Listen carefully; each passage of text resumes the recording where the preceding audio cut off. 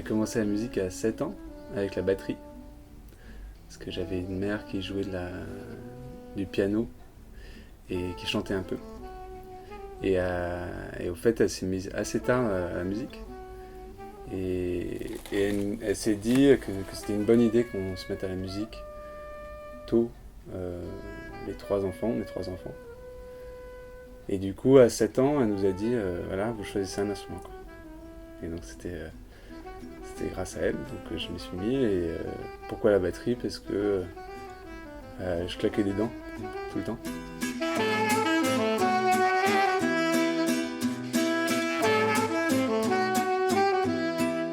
À 11 ans, on a déménagé dans le Gers, où il y a un super collège qui fait une option musique, qui s'appelle le collège de Marciac, où il y a un super festival tous les ans, où j'y vais tous les ans d'ailleurs.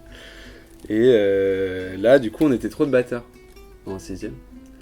Et on nous a dit, choisissez un deuxième instrument. Et du coup, ma mère m'avait fait écouter un disque de Charlie Parker. Juste avant, je pense qu'elle avait fait exprès, peut-être, je sais pas. Mais du coup, j'ai choisi le saxophone. Et au fait, à partir de ce moment-là, j'ai plus fait du saxophone que de la batterie. Au collège de Marciac, donc en 6ème, il y en a certains qui avaient jamais fait de musique, moi j'avais fait un peu de batterie. En 6ème, on ne te fait pas toucher ton instrument pendant les premiers semestres. On ne te fait que chanter. Et ça, c'est incroyable. Et du coup, voilà, et échauffements vocaux et tout ça. Et le must, c'est qu'on mette un micro au milieu de la pièce. Et au fait, il faut que tu improvises. Mais tu sais pas, enfin, il faut, voilà, c'est vraiment feeling. Tu, tu, tu fais ce qui sort, quoi. Et donc ça m'avait vachement marqué. Et je me suis dit, ouais, c'est trop bien, quoi, le jazz.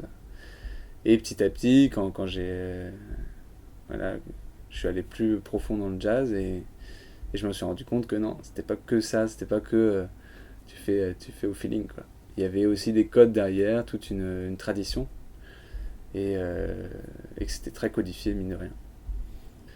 Et du coup, en jazz, c'est vraiment sur des accords qui font justement que je joue la partie rythmique, quoi, le piano, la guitare, la contrebasse, ça joue les basses. Donc tout ça, ça va donner un univers, une esthétique, quoi, jazz. Et du coup, il faut, comme le jazz aussi c'est très étendu comme style, ça va des années 20 à aujourd'hui. Du coup, il y a beaucoup de styles de jazz différents et il y a beaucoup de styles d'improvisation de jazz différents aussi. Donc on t'apprend les vocabulaires en fait. Le vocabulaire, comment. Donc c'est beaucoup par l'écoute de CD et tout ça, d'improvisateurs, des grands, quoi, des grands jazzmen.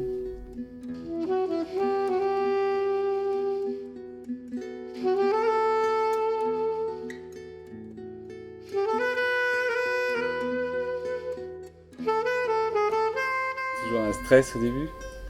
Il y a toujours un stress de dire justement est-ce que je vais réussir à lâcher et à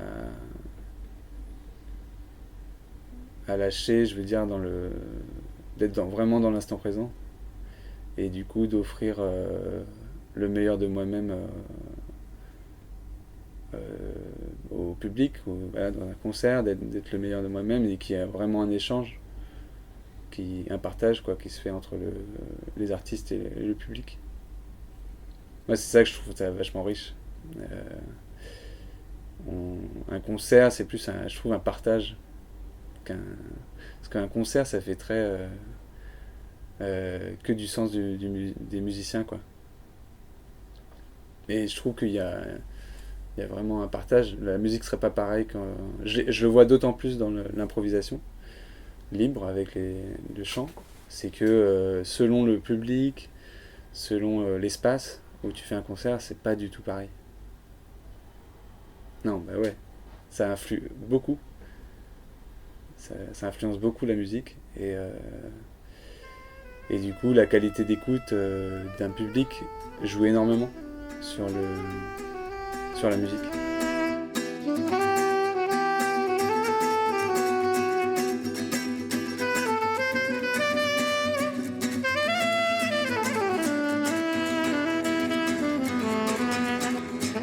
Je pense qu'avec la musique, on peut faire beaucoup de choses.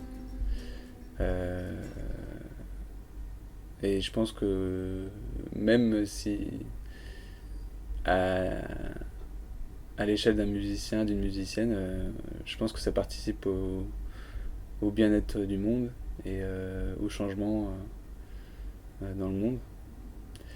Et qu'il faut se soutenir et qu'il faut continuer à faire ça.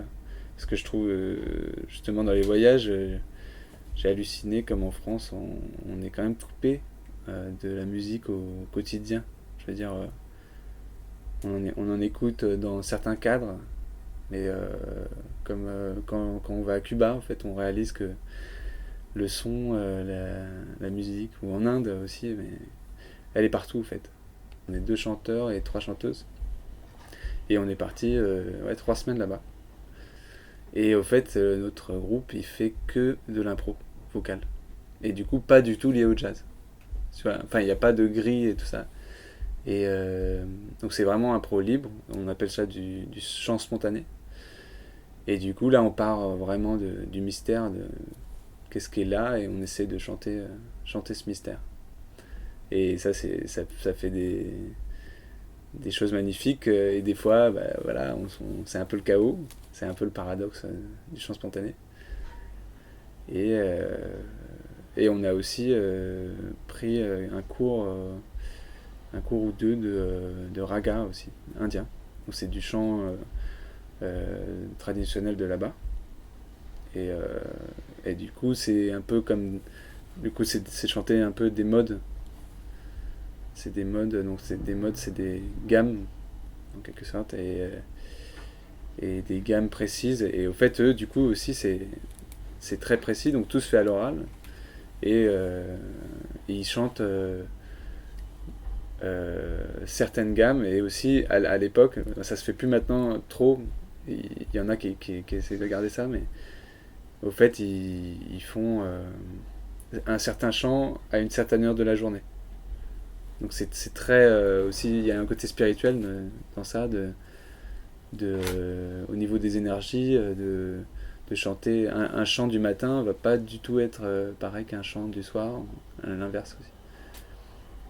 Et ça m'a beaucoup inspiré, et aussi grâce à cette rencontre de ce groupe-là, les Cinco de la Luz, ça m'aide aussi justement sur l'impro libre, j'adore faire ça.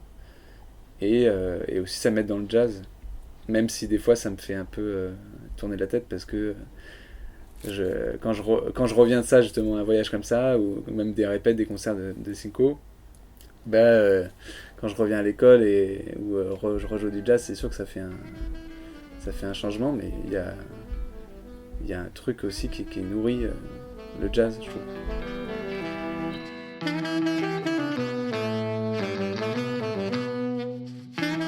Le saxophone, c'est quand même un instrument de chanteuse. Et c'est très lié au chant. Ouais.